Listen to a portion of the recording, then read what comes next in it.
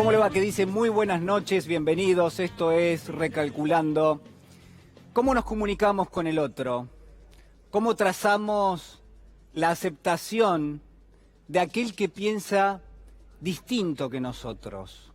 ¿Qué es lo que ocurre con la pasión, con el amor que ponemos en juego, con la política, con la búsqueda de la dignidad? Todo eso, le pregunto esta noche, ¿puede ser parte de un comercio? ¿Puede tener que ver con un intercambio interesado? ¿Puede rozar el cinismo incluso para poder llevar adelante esa transacción?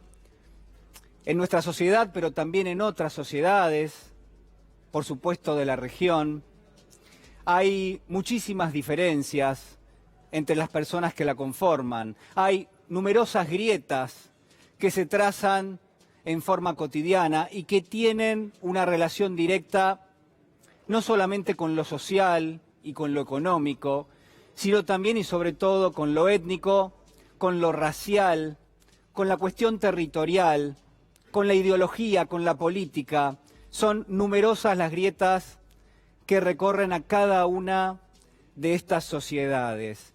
La pregunta es si puede establecerse un diálogo atravesando esas grietas, si cabe la posibilidad de confiar en el otro, a pesar de que piensa distinto de lo que uno intuye y de lo que uno piensa. La Argentina enfrenta un escenario realmente muy complejo. La Argentina uno podría definirla en varios aspectos. Una forma de aproximarnos es con estos conceptos que yo les esbozaba hace apenas un minuto. Es una forma de aproximación de tantas que existen, por supuesto, y es arbitraria, como cada una de las formas que elegimos. Pero en esta Argentina, la de los últimos meses, la que ha emitido su voto, la que ha elegido nuevamente un presidente, si algo queda en claro es que un sector de la sociedad ha levantado la mano y ha alertado sobre la profundización de la pobreza, de la indigencia, sobre un crecimiento, el de la desigualdad, y sobre una forma sistemática de generar exclusión en la Argentina.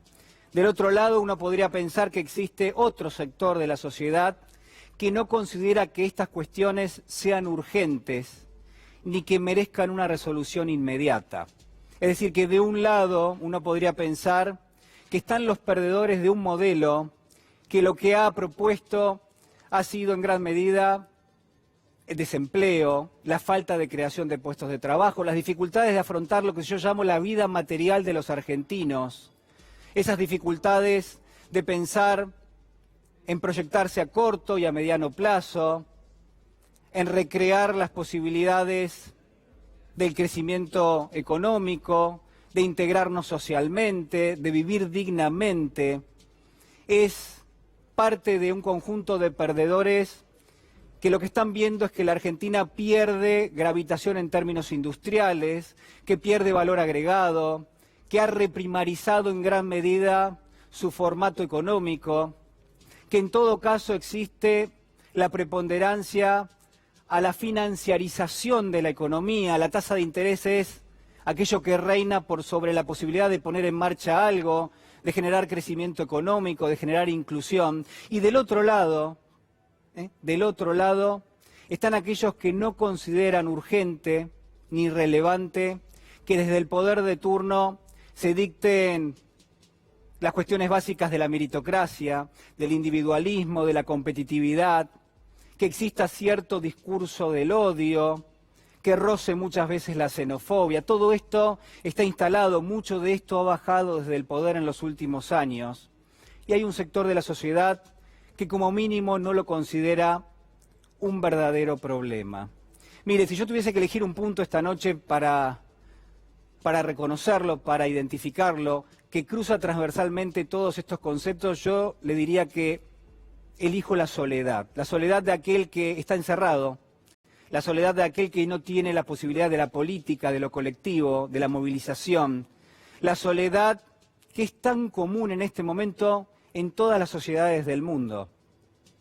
Y elijo un texto para mostrárselo, elijo un texto que yo quiero mucho, y que se llama En la soledad de los campos de algodón. En la soledad de los campos de algodón es una obra de teatro que escribió allá por fines de la década del 70, 1977, 78, el genial Bernard-Marie Coltès, un autor francés, que termina publicándolo a partir de los primeros años de la década del 80, que termina representando esa obra de teatro a mediados de esa década y que llega a la Argentina muchos años después. En algún momento esa obra la dirigió al gran Alfredo Alcón, la protagonizó Leo Sbaraglia. Y la realidad es que plantea sobre todas las cosas una metáfora directa, una metáfora totalmente diáfana, que es ¿a qué queda reducida la sociedad cuando esa misma sociedad solamente representa un instrumento de mercado? Cuando esa misma sociedad solamente tiene en cuenta lo salvaje que muchas veces dictan las relaciones de poder. Eso representa en la soledad de los campos de algodón. Mire, el argumento es sumamente sencillo. Hay, por un lado, un personaje que es un dealer, y hay otro que es un cliente, un comprador. Son dos personajes nada más que tiene la obra a lo largo de todo el recorrido. Ese dealer no sabemos bien y no vamos a saber bien nunca qué es lo que le va a ofrecer. Y por otro lado hay un comprador, un cliente que tampoco está seguro qué es lo que quiere comprar.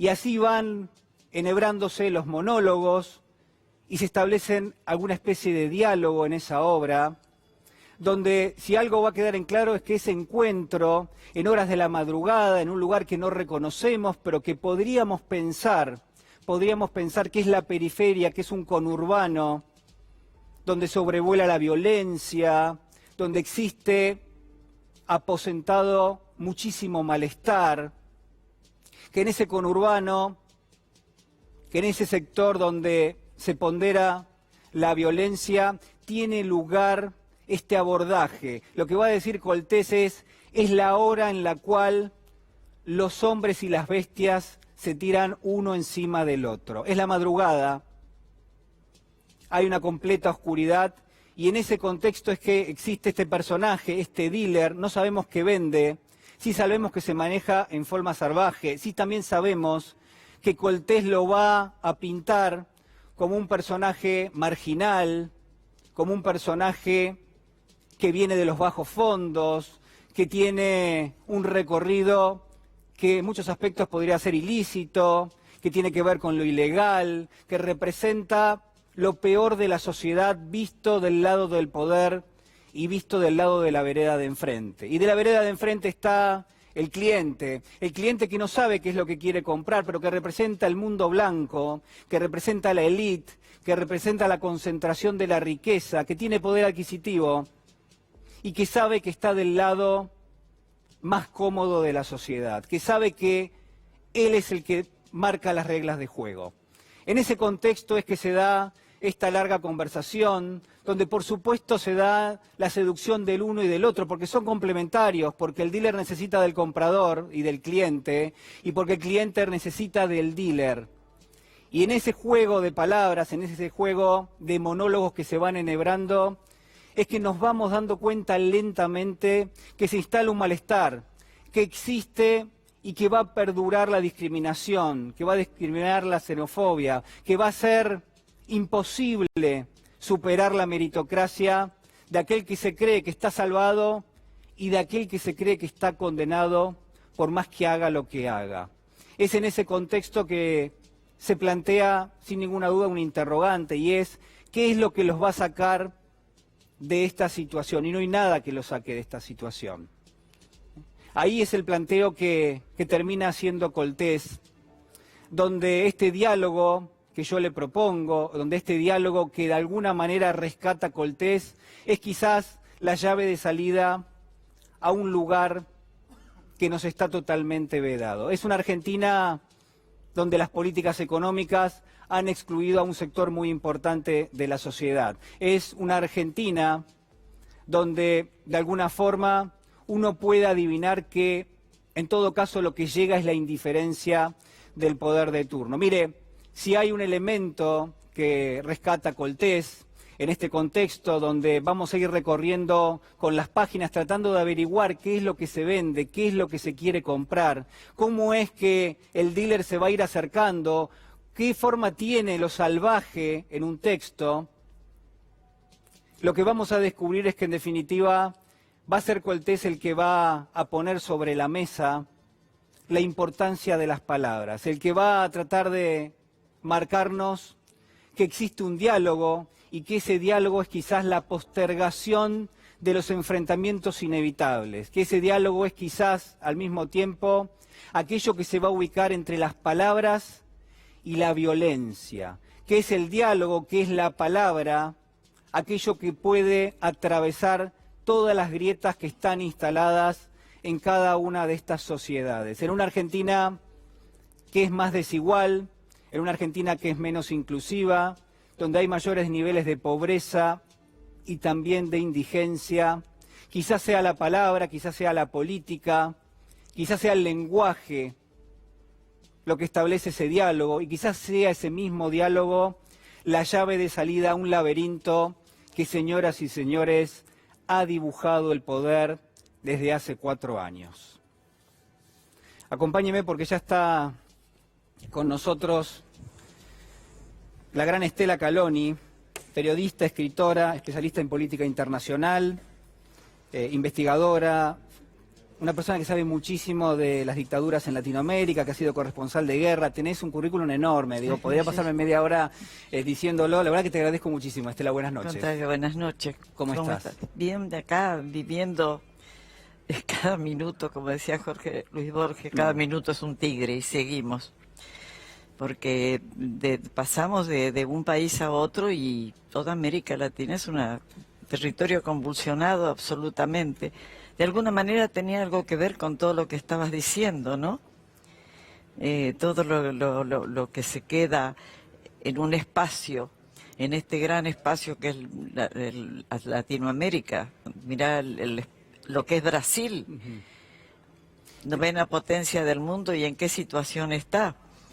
Y entonces yo creo que es un momento de reflexionar, incluso yo creo que nosotros también tenemos que reflexionar sobre lo que llamamos democracia, porque lo que llaman democracia los países europeos y el eurocentrismo es una cosa, lo que llama democracia Estados Unidos es esa sucesión de estos dos partidos, republicano y demócrata, y cada 4, cada 5 años, pero nosotros, ¿en qué lugar del mundo estamos? No somos todavía independientes definitivamente. No somos independientes. No somos independientes. Si vos ahora releemos al Fernando Henrique Cardoso, el gran sociólogo, o Celso Furtado, porque Brasil dio una cantidad de los mejores sociólogos del mundo, ¿no? Y leemos y vas a ver todos los elementos de la dependencia que todavía sobreviven. ¿No? Sí, la teoría de la dependencia. ¿Sobrevive la teoría de la dependencia? Sí, sobrevive mucho, porque no se pueden cortar tan fácilmente los lazos. Yo te pregunto, por ejemplo, uno, ¿qué puede sentir? ¿Qué democracia podés tener en un país que tiene 7 bases militares extranjeras? Muy difícil.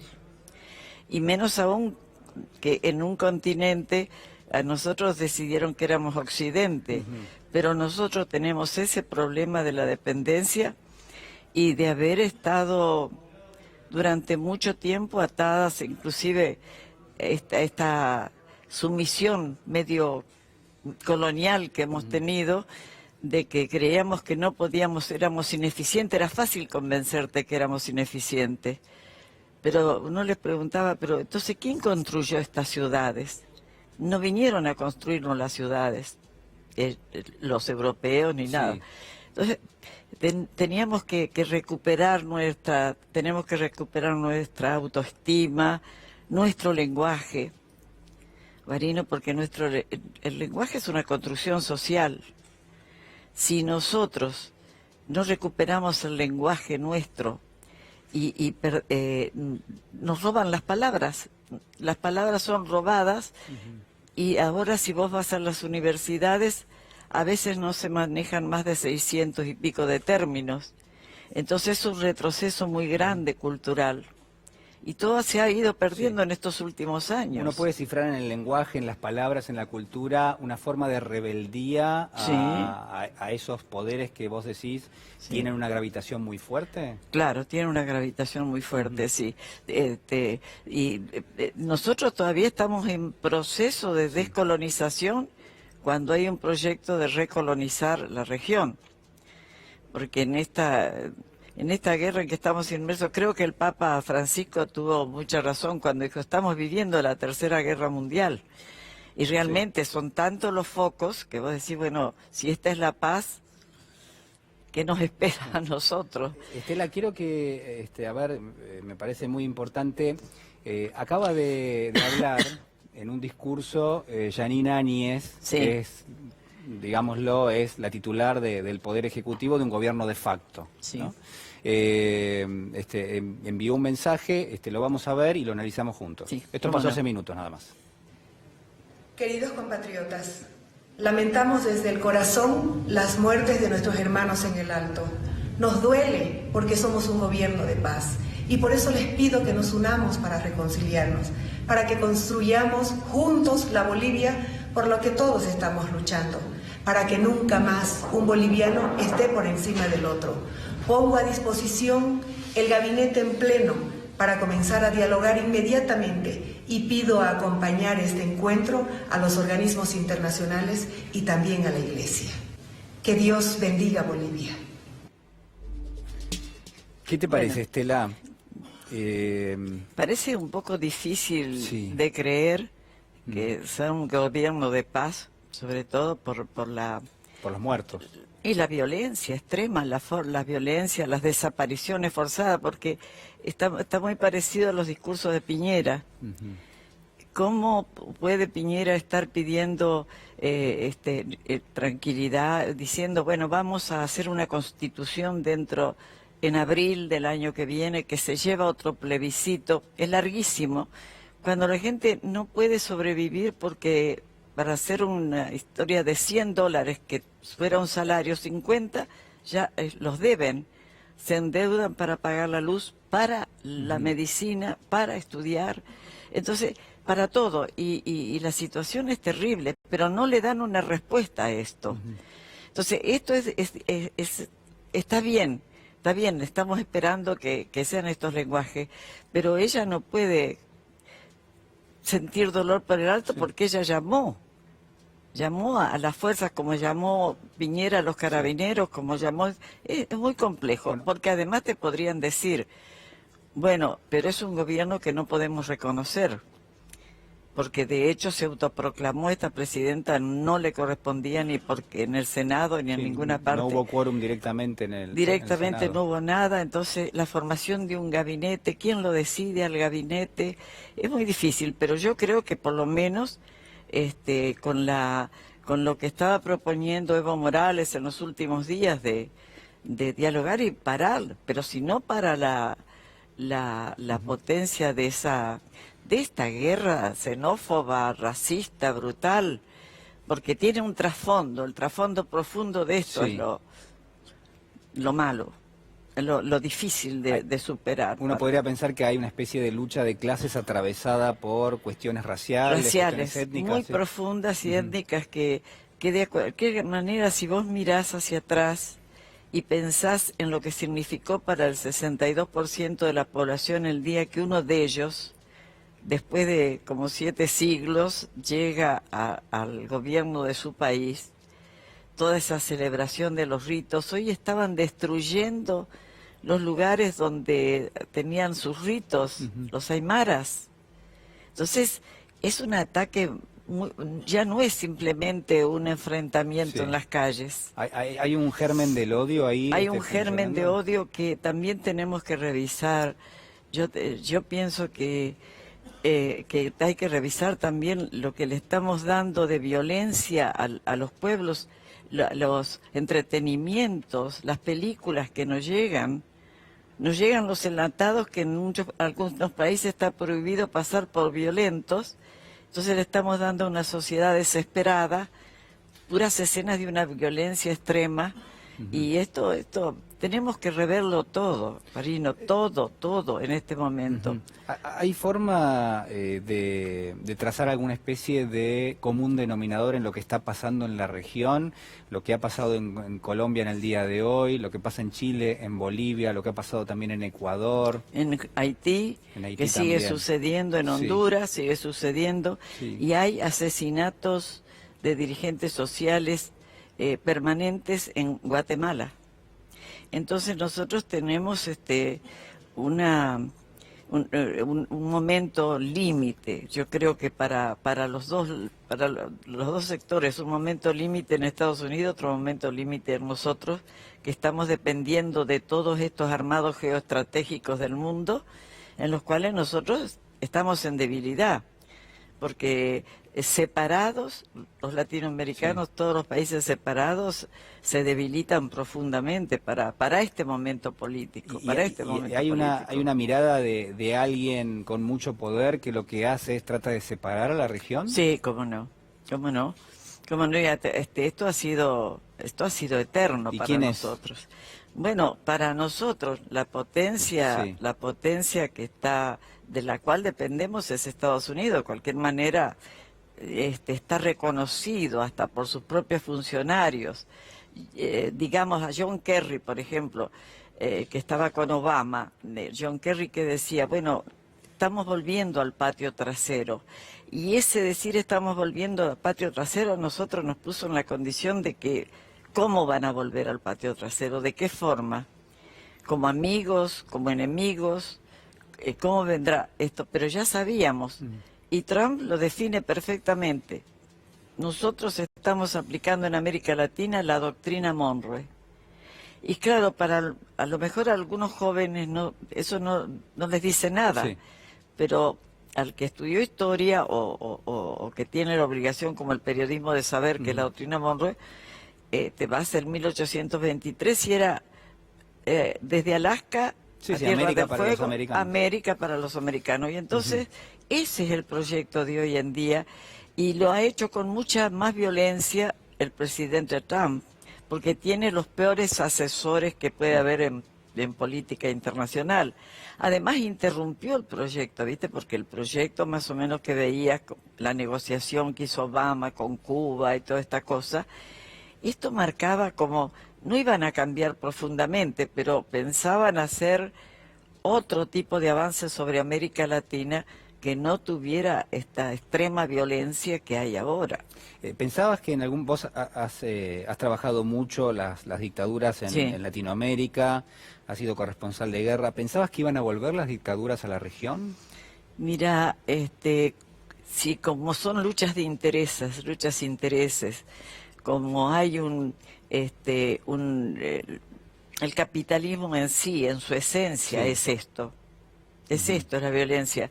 Y nosotros, lo que pensaba que América Latina, claro, habíamos empezado este siglo XXI de una manera un poco curiosa, porque habíamos logrado llegar, imagínate, en 2011 hasta la CELAC, que era una comunidad de naciones latinoamericanas y caribeñas por primera vez en la historia latinoamericana.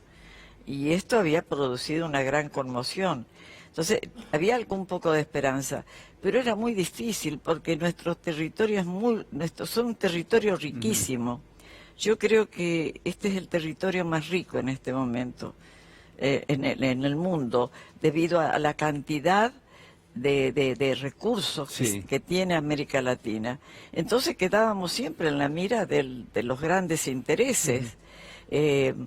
De esta manera, cuando vienen en un momento de las necesidades geoestratégicas de esa potencia, este momento se va a hacer siempre violento, no hay otra forma. Y no hay otra forma, y nosotros todavía estamos en un proceso de liberación. No nos hemos liberado profundamente, no podemos diseñar un proyecto económico como lo hizo Evo. Bolivia nos está mostrando, hizo un proyecto de desarrollo propio, hizo un proyecto de manejar en el momento que maneja sus recursos pudo crear otra Bolivia, que favoreció no solo a la población más pobre y más olvidada, sino a muchos sectores de la sociedad. Inclusive hay un empresariado que fue favorecido, porque no era del todo, decirle comunismo que faltaban la verdad, porque la verdad es que nos traigan otra vez esta historia del pasado, de la Guerra Fría, que vuelvan a remontar la Guerra Fría con elementos totalmente distintos. Bueno, esto es salvaje. Te quiero hacer una pregunta. Se ha generado mucha polémica por algunas definiciones que hizo Rita Segato, la antropóloga, en las últimas horas.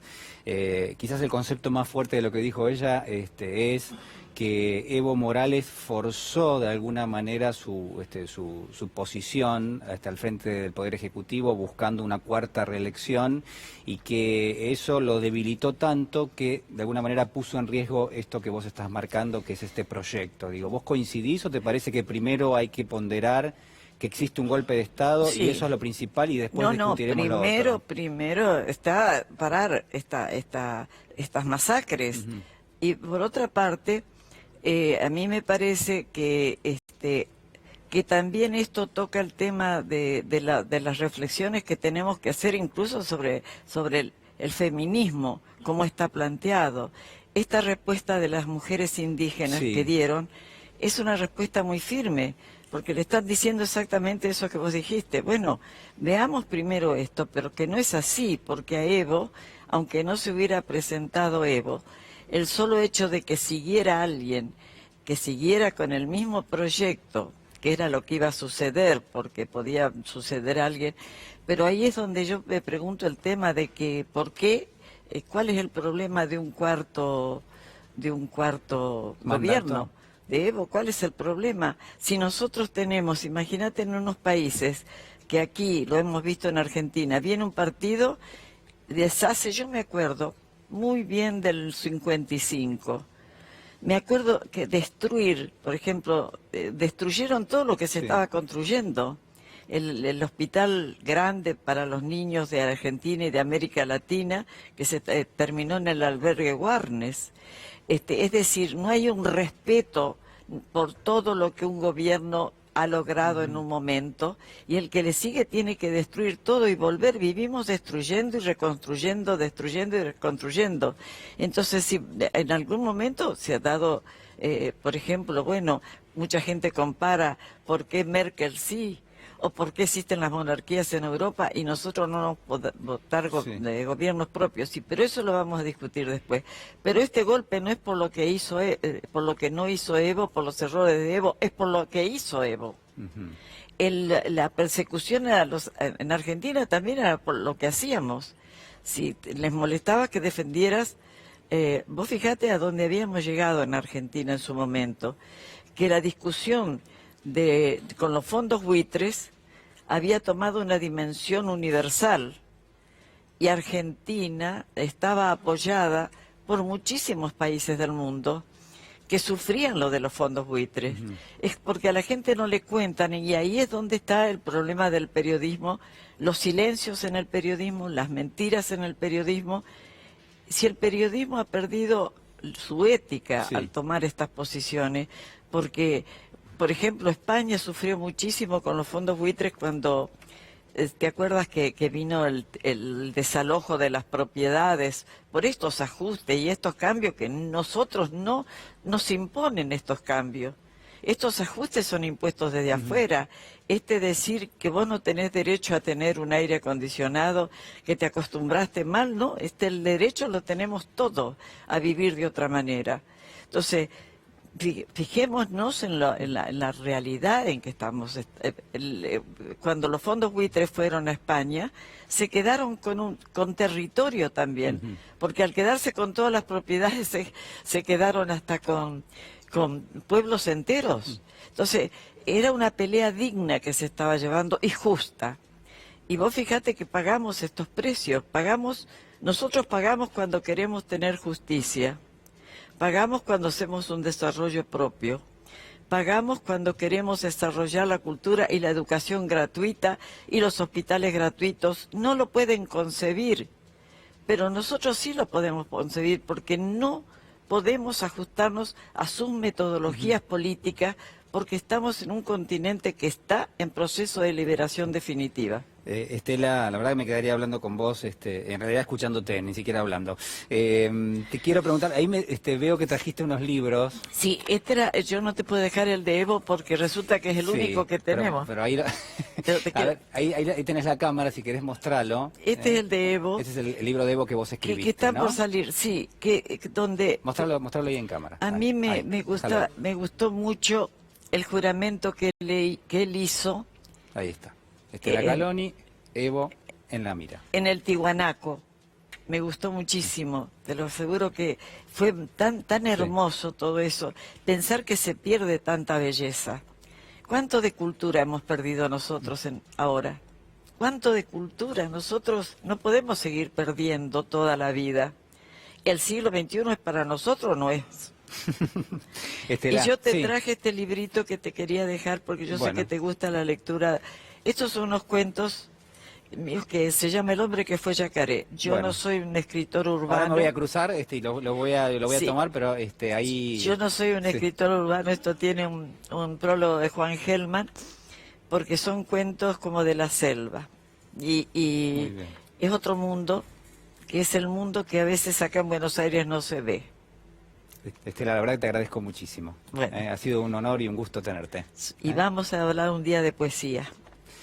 Muy bien, muchísimas gracias, Estela. Gracias a ustedes. No, por favor. Hacemos un balance del año en la Cámara de Diputados. Lautaro Maislin estuvo allí, conversó con distintos legisladores. Lo vemos.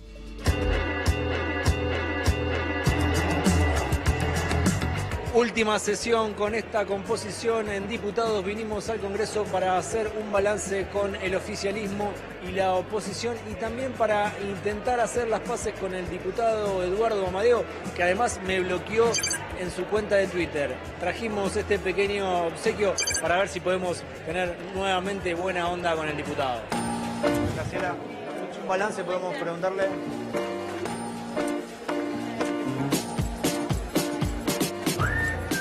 Balance nada más. Termina el Congreso con esta conformación de diputados, simplemente el balance.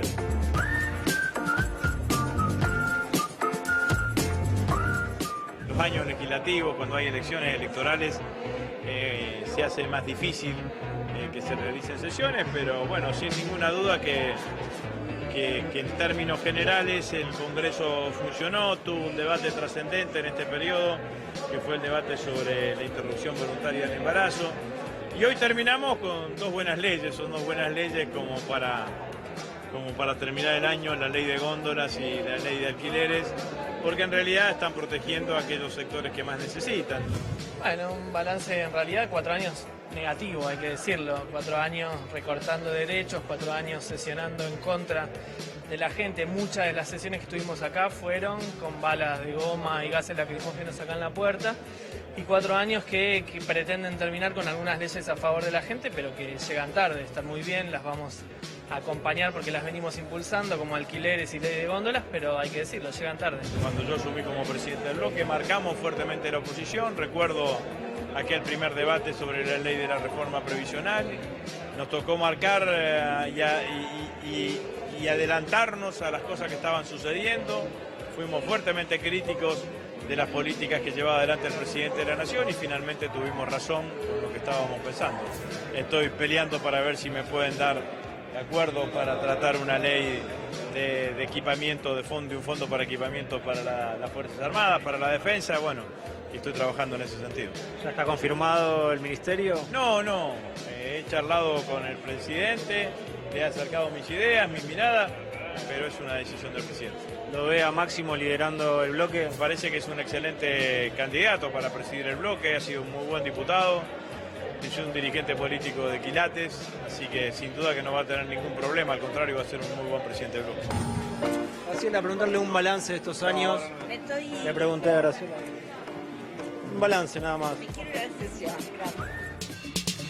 Bueno, yo creo que Lautaro Maislen ha visto más espaldas que entrevistas ha logrado. La verdad que ha tenido una gestión impecable, Lautaro, y ha tenido una respuesta bastante difícil por parte de muchos legisladores del oficialismo. Lo tenemos, otro lujo que nos damos esta noche, a el gran Guillermo Fernández, cantante, compositor, productor, actor, músico. Guillermo, ¿cómo estás? Buenas noches. Bien, buenas noches. Bueno, qué gusto tenerte. Gracias. Yo te decía fuera del aire, leo tus tweets, te veo que muchas veces te enojas, veo también una sensibilidad social para lo que ha pasado en la Argentina en los últimos años. Digo, ¿cómo estás viendo este cierre de ciclo y cuál es tu expectativa con respecto a lo que se inicia el 10 de diciembre? Mira, yo creo que va a ser difícil, inclusive yo te estaba escuchando hoy temprano lo de la grieta con lo de Bernard Maricolté, y fíjate que en los personajes originales, como Sí. vos dijiste, ¿no? Uno es negro, Sí. inmigrante, Sí, o sea, es lo ilegal total. el dealer es negro, inmigrante. Y el otro es blanco y eurocentrista. Sí. O sea, esto es lo que a mí me pasa cuando veo la grieta. A mí a veces me dice, ¿vos no pensás que habría que cerrar la grieta? Yo a veces digo, mira, yo tengo 61 años. Yo no tengo muchas ganas de sentarme con una persona que aplaude una ministra de Seguridad que manda a matar chicos por la espalda, por ejemplo. A mí me parecen cosas muy crueles y me parece que la represión es muy cruel. Entonces es muy difícil para mí cerrar esa parte de la grieta. Hay otras partes de la grieta que sí se pueden cerrar. Sí. Yo soy un convencido. Uno de los libros que he leído bestseller es El arte de ganar. El arte de ganar de Durán Barba, donde dice que él usufructa la masa de simios con movimientos atávicos. Claro, una locura total. Una locura total. Esa grieta yo creo que se puede cerrar, pero la grieta del pensamiento así tan violento me parece que es muy difícil de cerrarla. Digamos, vos me decías recién que has recorrido, ¿cuántas ciudades? Ahora Sí. 29, pero en los 2 años 59 ciudades de Europa. Yo hace unos 7, 8 años que hay un par de productores europeos Sí. que quieren desarrollar mi carrera en Europa. Y yo hasta hace 5 años me decías irme a vivir a Europa 1 año o 2, yo te decía, ni loco. Yo ya me estaba acercando a los 60, yo ya había armado toda mi vida para quedarme acá. Y cuando vino el huracán, decidí realmente tomar esa posibilidad, ¿no? Pensando Cuando en vino el huracán. el huracán Macri, sí. No, digo, la tormenta, escuché varios eufemismos, pero... No, es un huracán, sí. Y bueno, cuando vino eso, realmente yo decidí tomarme un par de años como para desarrollar mi carrera en Europa. Me fue bárbaro, inclusive hice mucho trabajo de campo, ¿no? Estuve recorriendo ciudades donde no me conocían, estuve en Alemania, en Holanda, en Bélgica, donde uno de los lugares donde mejor me fue en Inglaterra, donde sembré un muy buen camino. Y bueno, tengo la posibilidad de ir 1 o 2 veces por año, ahora un mes, unas giras cortas. Y eso es lo interesante, ¿no? Y como observador de esas sociedades y un poco en función de lo que está pasando también en la región, ¿hay puntos de contacto? Nosotros lo que vemos, por ejemplo, es en Francia los chalecos amarillos, que hay una cuestión de malestar que se manifiesta, independientemente de que sea de la izquierda, de la derecha, a veces es transversal, a veces es un malestar que tiene que ver con esos ciclos que no se cumplen, con que son defraudaciones a determinadas promesas de la política. Digo, ¿te parece que hay algo de eso en Europa y que también está eso en América Latina en este momento? Mira, yo creo que hay algo bastante parecido en Europa. Lo que pasa es que Europa es otro contexto. América Latina es un contexto mucho más pisoteado, ¿no? Y pisoteado inclusive por muchos países de ellos. Somos pisoteados por Europa, por Estados Unidos. Entonces es diferente. La cosa es mucho más interna y tiene que ver con el país de cada uno. Lo que está pasando en Latinoamérica justamente es la rebelión de las masas, la rebelión de la gente, que por ejemplo en Chile durante tantos años estuvo acallada esa voz y de repente una chispa hizo explotar el tanque de nafta. Y me parece que lo que está pasando en toda Latinoamérica es eso, es una rebelión. Y la diferencia que tenemos nosotros, creo, Sí. esto es una teoría mía, que nosotros tenemos algo diferente a lo que tienen el resto de los países de Latinoamérica. Nosotros tenemos el peronismo. El peronismo es una fuerza que acumula mucho poder y realmente se preocupa mucho por la gente, desde hace muchos años. Y desde el 55 que quisieron acallarlo y sigue siendo imposible. Vos te das cuenta que el pensamiento no se puede matar. Y yo creo que el peronismo tiene eso, tiene el sostén de la masa obrera, que realmente es muy importante, y por eso no se puede avanzar tanto. Eso es un atenuante a una desigualdad que es muy importante en toda la región, digamos. En la Argentina también hay desigualdad. Totalmente. Yo recién lo veía Sí. a Daniel Arroyo y el trabajo que hizo anteriormente con todos los intendentes peronistas. Fue un trabajo impresionante. Si no hubiera sido por los curas, por los intendentes peronistas, por Sí, los movimientos sociales, los por movimientos ejemplo. sociales, esto hubiera sido mucho más grave, mucho más grave. ¿Cómo imaginás los próximos meses en la Argentina, los próximos años? ¿Te parece que va a ser fácil salir de esta situación o imaginás algo mucho más gradual y complejo al mismo tiempo? Yo creo que es gradual, va a ser gradual. Yo creo que fácil no va a ser, pero difícil tampoco. Yo sigo manteniendo la teoría de que la economía es política y con un poquitito de voluntad Sí. y con un poquitito de alegría que se le da a la gente, ya puede avanzar. Mira, yo te voy a decir algo.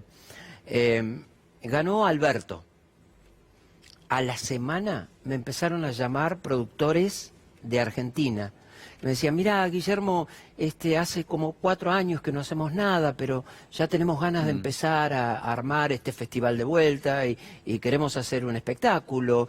Va a haber un espectáculo ahora el año que viene, prácticamente durante todo el año en Calle Corrientes, donde hay un productor, donde está Rottenberg, donde va a ser un musical de tango. O sea, hay una movida que realmente apareció solamente por la confianza. Bueno, eso es expectativa, ¿no? Porque todavía en los hechos, pero No bueno, se- muchas veces la economía o lo social se mueve por expectativas, uno podría pensar. Yo creo que sí, yo creo que la expectativa es muy importante, pero bueno, después, lo que yo estoy viendo que están haciendo un trabajo realmente,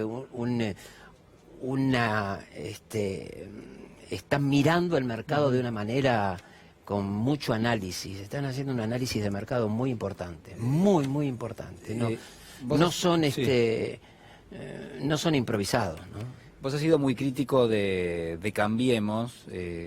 Yo hablaba de tu trabajo en las redes sociales porque a pesar de que a veces estás lejos, también estás cerca y descubro que desarrollas muchos conceptos, muchas veces críticos. Creo yo que el espíritu crítico se ha perdido en gran medida en muchas sociedades porque estamos como atontados por la velocidad, por la tecnología, por los contenidos periodísticos, etcétera. Y digo, no tenemos tiempo casi de pensar un poco las cosas, si es verdad o si no es verdad, y en función de eso tomar una determinada distancia. Vos lo tenés. Y un poco lo que quiero preguntarte es, ¿te parece que en algún punto este ciclo tuvo mala praxis, como dicen algunos, o en realidad se está yendo con los deberes bien hechos? Yo creo que fueron las dos cosas. Estoy casi seguro que fueron las dos cosas. En algunos momentos quisieron imponer algo para sostener la economía y no pudieron. Pero realmente el trabajo que han hecho alrededor de las grandes empresas amigas del poder fue excelente. Y la construcción que hubo en los últimos meses, donde el gobierno, tomando distancia un poco de lo que era el resultado electoral de las PASO, empezó a ofrecerle a su electorado ideología, empezó a ofrecerle determinado tipo de posicionamiento antiperonista. Vos decías, bueno, tenemos el peronismo. Bueno, la construcción de una identidad antiperonista, ¿qué reflexión te merece? Yo pienso de que funciona.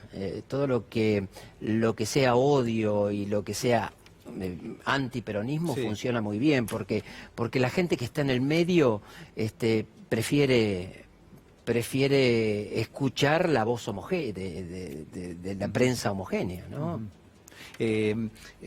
Digamos, yo un poco lo que puedo terminar reflexionando con vos en este sentido es, ¿Qué queda para el futuro? Bueno, para el futuro queda un sector de la sociedad muy enfrentado con otra, uno podría pensar eso, y por otro lado, dificultades para esto que vos estabas marcando, ¿no? Para sentarnos todos en una mesa y decir, bueno, ¿hacia dónde va el país?